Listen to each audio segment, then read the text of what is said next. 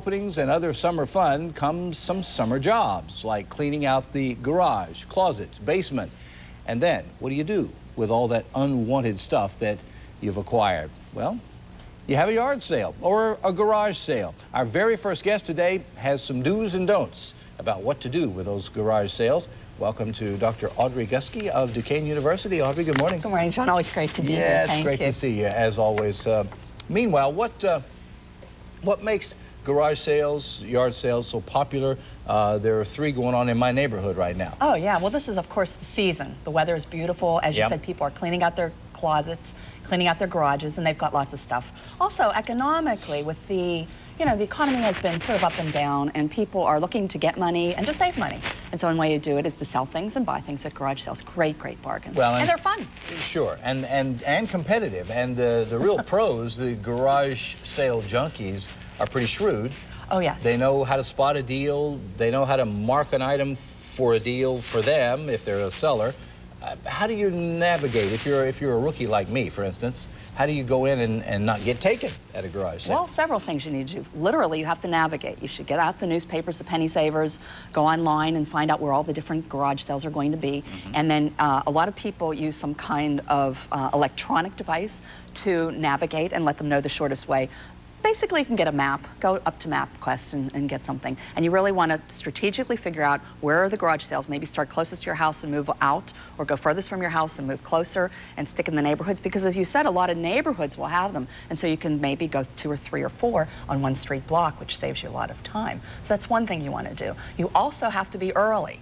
You want to be the first one to a lot of these sales because it's a one-of-a-kind types of things. Right. One man's junk is another man's treasures, and you really want to grab that. The worst thing is to be at a garage sale and you see someone taking that vase or that sweater that you really wanted. That you would have killed for. Yes, yes. Yeah, but you're 5 minutes too late. Either be late or be early.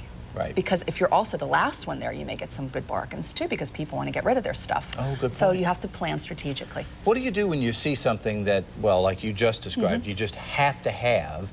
How do you contain your enthusiasm? How do you, I guess you got to put on a poker face, right? And try to pretend that you don't really want that item, but you do? Oh, you absolutely do, yeah, because if you suggest to the seller that you really want this, chances are you're going to pay for the full price. You always want a bargain.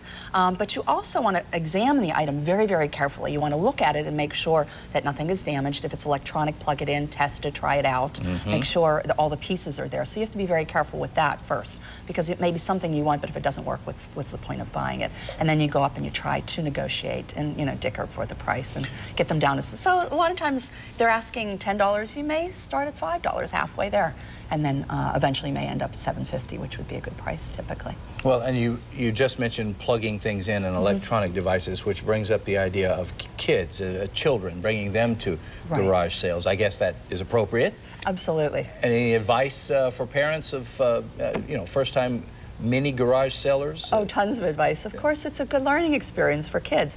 Give them a little bit of money. Let them go out there and make their own decisions. Let them bargain. Interestingly enough, when my son was little, and I used to drag him to garage sales, and he would bargain as a little 5, 6, 7-year-old, and now he's a controller for a company, and he's a CPA. So I'm thinking a lot of his negotiation he developed at garage sales. The kids, you have to entertain them, almost like a scavenger hunt. Have them look for things. Of course, teach them proper manners. Don't touch things, don't break things, be very careful, don't be wild, no running, those types of rules which are typical. But also you want to let them have some fun and let them find their own bargains and their own treasures. Those same rules would apply to the adults as well. Absolutely, because typically the rule in a garage sale, you break it, it's yours. Oh, sure. Yeah. Yeah. The internet has changed so many aspects of our lives. Obviously, I would think at least it's affected garage and yard sales. In what ways? Well, in several ways. First of all, if you look at eBay, which is a huge, in a sense, international garage sale. So a lot of people are, in a sense, instead of selling out of their garage, are selling to the whole world through internet. What we found too is people who go to garage sales, what ends up happening is they may call a friend of theirs who's online and compare prices and figure out, is this a real antique?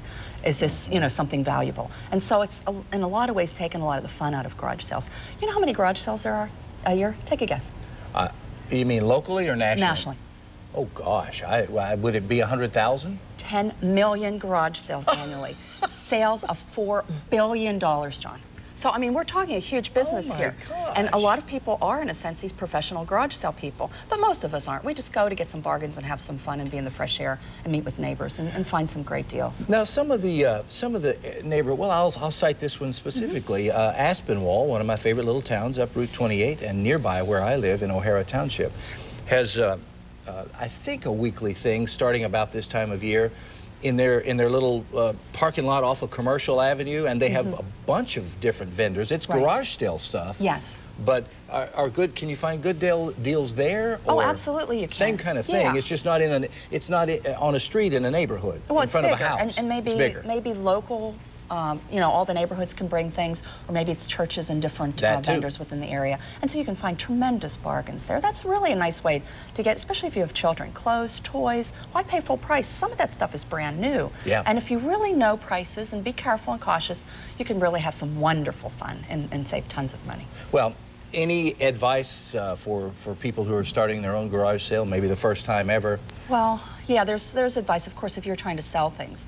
Be very organized. Have everything priced very clearly and very carefully. Have sizes marked, whether it's men's, women's, children's clothing.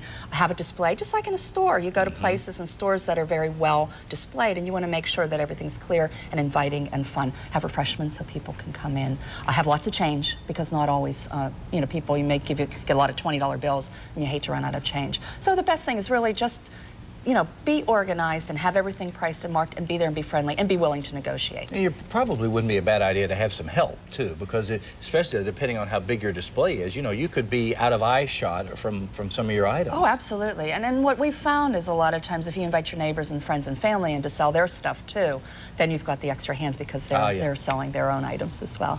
Kill two birds with one stone that way. So they call it go sailing. So go garage sailing. Go garage selling. Yes. Dr. Audrey Gusky, thank you so much. Always my pleasure, John. Oh, yeah, Thank you bet. Pleasure having you in here.